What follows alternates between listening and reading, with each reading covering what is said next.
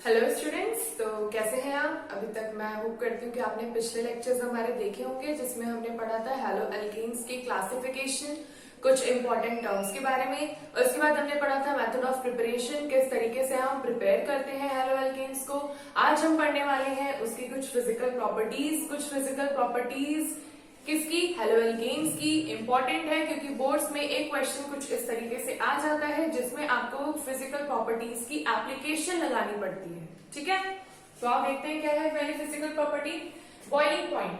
Physical properties का मतलब आप समझ रहे होंगे ना, जो उसकी फिजिकल अपीयरेंस से डिपेंड करती है कि अगर आपका कोई सॉलिड है तो उसकी फिजिकल प्रॉपर्टी क्या होगी कि वो बहुत ज्यादा रिजिड होता है, बहुत ज्यादा स्ट्रांग होता है, उसमें इंटरमॉलिक्यूलर फोर्सेस ऑफ अट्रैक्शन बहुत ज्यादा होते हैं। वैसे ही बॉइलिंग पॉइंट हम किसकी बात कर रहे हैं, हेलो एल्केन की।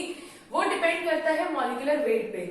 मतलब अगर आपके पास कोई हेलो एल्केन है और उसकी चेन बहुत लंबी है तो मतलब उसका मॉलिक्यूलर वेट बहुत ज्यादा है। अगर मॉलिक्यूलर वेट बहुत ज्यादा होगा तो बॉइलिंग पॉइंट बहुत ज्यादा होगा। क्यों? क्योंकि ये फॉर्मूला है हमारे पास, boiling point is directly proportional to the molecular weight and boiling point is inversely proportional to the number of the side chain. अगर आपके पास कोई बहुत लंबी चेन है बट उसमें ब्रांचिंग हो रही है, ब्रांचिंग आपको पता है क्या होती है, एक लंबी चेन में कहीं कहीं ब्रांचेस हमने निकाल दिया है तो उसकी वजह से आपका बॉइलिंग पॉइंट कम हो जाएगा। मतलब नंबर ऑफ ब्रांचिंग अगर ज्यादा है boiling point come, number of straight chain अगर लंबी है तो इसका मतलब बॉइलिंग पॉइंट ज्यादा। तभी है directly proportional and inversely proportional. ठीक है, ओके। तो अब एक एग्जांपल देखते हैं, एग्जांपल के जरिए समझते हैं क्या क्या दिया है। देखो CH3Br, CHBr3, CH3Cl and CH2Br2। ठीक है, सबसे पहले सबको खोल के देख लो। अगर आपको दिक्कत होती है ऐसे में एकदम क्लोज स्ट्रक्चर में तो एक बार पहले ओपन स्ट्रक्चर बना के देखो क्या बोल रहा है। CH2Br तो सेम है, CH3Cl भी सेम है, CHBr3 का मतलब एक H और 3 Br। ठीक है, और CH3Br का मतलब Br। याद रखना ब्रांचिंग में हम हाइड्रोजन को काउंट नहीं करते, हम हाइड्रोजन के अलावा जितने एलिमेंट्स हैं उनको काउंट करते हैं। हाइड्रोजन काउंट नहीं होगा, ऐसे तो सबके पास 4-4 ब्रांचेस हो जाएंगे। ठीक है, ओके। अब सबसे पहले देखो कि ब्रांचिंग किसमें सबसे ज्यादा है। सबसे ज्यादा ब्रांचिंग इसमें है, 3 है ना। लेकिन इसी में मॉलिक्यूलर वेट भी सबसे ज्यादा है। एक ही टाइम पे आपको दोनों क्राइटेरिया को ध्यान रखना है। एक ही टाइम पे आपको दिख रहा है 3, आपके पास ब्रोमीन है, ब्रोमीन का जो एटॉमिक वेट होता है वो क्लोरीन से बहुत ज्यादा होता है। तो अगर ब्रोमीन एक टाइम पे है तो इसका मतलब इसका वेट सबसे ज्यादा होगा, फिर उसके बाद इसका होगा क्योंकि इसके पास 2 ब्रोमीन है। अब इन दोनों में किसमें करेंगे, क्योंकि दोनों में ब्रांचिंग नहीं है। तो ध्यान दो, मैंने बोला ब्रोमीन का मॉलिक्यूलर वेट क्लोरीन के मॉलिक्यूलर वेट से ज्यादा होता है, तो इसलिए क्या हो जाएगा, ब्रोमीन इससे ज्यादा भारी होगा। मतलब सबसे पहले सबसे ज्यादा भारी ये होगा, फिर ये होगा, फिर ये होगा, फिर ये होगा। तो इसका मतलब इसका बॉइलिंग पॉइंट के हिसाब से सबसे ज्यादा बॉइलिंग पॉइंट इस कंपाउंड का होगा जिसमें 3 ब्रोमीन है, फिर जिसमें 2 ब्रोमीन है, फिर जिसमें 1 और जिसमें क्लोरीन। ठीक है, ये तो बात थी जब आपके एलिमेंट्स ऐसे थे जिसमें आप मॉलिक्यूलर वेट का अंदाजा लगा पा रहे थे। अब कुछ ऐसा देखो, देखो यहाँ पे लंबी चेन है, CH3, CH2, CH2Cl। यहाँ पर क्या है, एक ब्रांचिंग है, यहाँ पर कोई भी ब्रांचिंग नहीं है। तो इसमें इसमें और इसमें सामने क्लियर हो रहा है किसका बॉइलिंग पॉइंट सबसे ज्यादा होगा, जिसमें मॉलिक्यूलर वेट सबसे ज्यादा होगा। मॉलिक्यूलर वेट सबसे ज्यादा इसमें क्योंकि इसमें 4 कार्बन है, इस पे 3 है, इस पे 3 है, मतलब पहला क्राइटेरिया के हिसाब से इसका मॉलिक्यूलर वेट सबसे ज्यादा। अब ब्रांचिंग हो रही है तो ब्रांचिंग की वजह से इसका बॉइलिंग पॉइंट कम हो जाएगा। क्यों? अब इन दोनों में अगर आप सेकंड पोजीशन देना चाहोगे तो इसके पास भी 3 कार्बन है, इसके पास भी 3 कार्बन है, किसको देंगे, तो ये देखना है किसके पास ब्रांचिंग है। ब्रांचिंग किसके पास है, इसके पास। तो इसके पास ब्रांचिंग नहीं है तो ये होगा हमारा पहले सेकंड नंबर पे और ये आएगा हमारा थर्ड नंबर पे। मतलब सबसे ज्यादा बॉइलिंग पॉइंट इसका होगा, फिर इसका होगा और फिर इसका होगा। आगे बस समझ में, बॉइलिंग पॉइंट से रिलेटेड क्वेश्चंस बहुत ज्यादा इजी आते हैं, बस ये फॉर्मूला याद रखना। और दूसरी बात, ये फॉर्मूला हर चैप्टर में लगने वाला है, तो अगर ये फॉर्मूला यहाँ समझ गए कैसे अप्लाई करना है तो वहां आसानी होगी। ठीक है, आइए अब देखते हैं इसकी next physical property, that is melting point. 2 he physical properties हम हर चैप्टर में पढ़ने वाले, हो सकता है कि इसमें और अलग आ जाए, बट मेनली हमने 2 प्रॉपर्टीज पढ़नी है, that is boiling point and melting point. तो बॉइलिंग पॉइंट हमने देख लिया था किस पे डिपेंड करता है। आप देखते हैं मेल्टिंग पॉइंट किस पे डिपेंड करता है। Melting point depends upon the packing efficiency. अब इसका मतलब समझेंगे, पैकिंग एफिशिएंसी। एक एग्जांपल से मैं आपको समझा रही हूँ कि क्या मतलब है इस पैकिंग एफिशिएंसी का। एग्जांपल देखो, मैंने यहाँ पे बनाया ortho dichlorobenzene, Meta dichlorobenzene and para dichlorobenzene. सबसे इंपॉर्टेंट बात आपको पता होनी चाहिए positions ortho, Meta and para.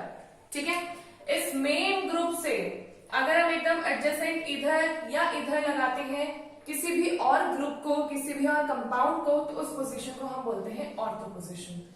और जस्ट इसके साइड में चाहे इधर हम लगाते हैं उसको हम बोलते हैं पैरा पोजीशन। और जब हम इस ग्रुप के एकदम सिमेट्रिकली अपोजिट पोजीशन पे कोई दूसरा कंपाउंड लगाते हैं उसको बोलते हैं पैरा पोजीशन। ठीक है, ओके। हमने क्या बोला कि मेल्टिंग पॉइंट डिपेंड करती है पैकिंग एफिशिएंसी पे। अब पैकिंग एफिशिएंसी का मतलब क्या होगा, तो सबसे पहले वो आंसर देखते हैं जो एक्चुअल में इसका रियल आंसर है। इन तीनों में सबसे ज्यादा मेल्टिंग पॉइंट इसका होगा, फिर सेकंड वाले का होगा और लीस्ट मेल्टिंग पॉइंट इसका होगा। कैसे? अगर मैं यहाँ पे एक मिरर लगा दूं या मान लो सपोज पेपर है, पेपर को बीच में से फोल्ड कर दिया, तो ये वाला नीचे वाला कंपाउंड एग्जैक्टली इसको ओवरलैप कर जाएगा।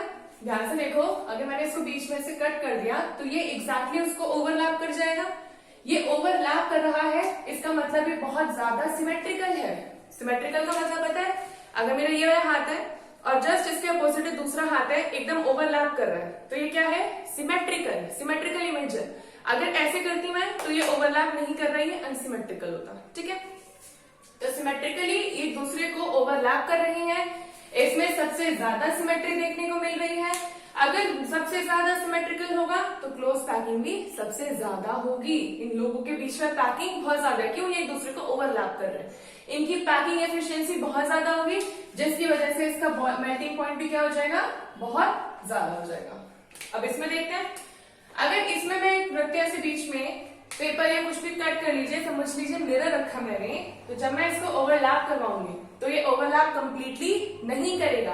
अगर ये ओवरलैप नहीं करेगा तो मतलब ये लेस सिमेट्रिक हो जाएगा।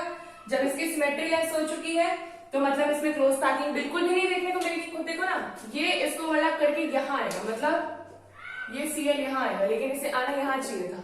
अगर ये सीएल यहाँ आता तो ये क्या कहलाता? कंप्लीट ओवरलैप करता, नॉट सिमेट्रिकल कहलाता। ठीक है, तो इसका मतलब लेस क्लोज पैकिंग और पैकिंग एफिशिएंसी बिल्कुल कम है, थोड़ी कम है एज कंपेयर टू दिस। अब इसमें देखते हैं, अगर मैंने इसमें ऐसे रखा तो इसमें तो बिल्कुल भी ओवरलैपिंग नहीं हो रही है, कोई सिमेट्री है ही नहीं, नो सिमेट्री एट ऑल। जब सिमेट्री नहीं है तो पैकिंग तो बिल्कुल भी नहीं होगी, पैकिंग एफिशिएंसी क्या हो जाएगी? 0।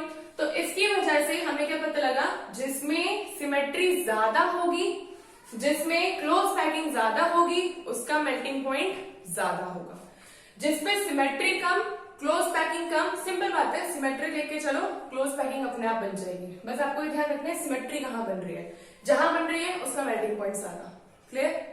ओके, आज के लिए ये 2 ही प्रॉपर्टीज थी जो हमें पढ़नी थी। आगे आने वाली वीडियोस में हम इनकी केमिकल प्रॉपर्टीज पढ़ेंगे, ये सिर्फ इनके फिजिकल प्रॉपर्टीज थी। अगर आपको ये वीडियो आज की पसंद आई हो तो मेरे चैनल को जरूर सब्सक्राइब करें और अपने दोस्तों के साथ जरूर शेयर करें। और बस इन वीडियोस से पढ़ते रहें रोज, और बस अच्छे से पढ़ें, नोट्स वगैरह बनाएं, और अगर कोई दिक्कत हो तो कमेंट सेक्शन में जरूर पूछें। Thank you.